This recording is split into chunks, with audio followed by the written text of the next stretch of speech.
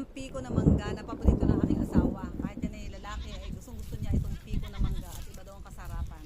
Alam niyo itong mangga na piko dito ay napakalaki ng puno. Tingnan niyo po. Ang ating puno ng mangga ay napakalaki. Sa palagay ko, Nanay Stewart, ito ay napakatagal na. Tagal na. Mga kaedad na natin ito. Hindi lang. Baka hindi lang.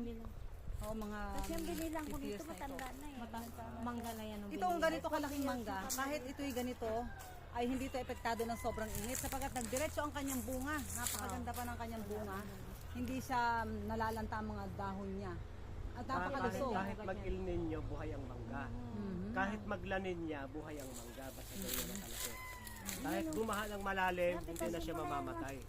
Lalo na talagang steady na yung kanyang puno. Bilang mo yung kanyang puno ay ganito lamang siya kalaki. Oh, iba yung puno niya.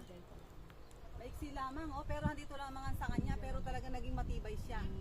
Lumaki siya at lumaki, lumawak na lumawak. Napakasarap dito sa ilalim ng puno ng mangga, ng piko. At hindi lang masarap ang ilalim ng puno ng mangga ang kanyang lilim, kundi ang kanyang bunga. Kaya marami pong salamat sa patuloy na pagsubaybay sa mga ka-natural ni Pastor Vito.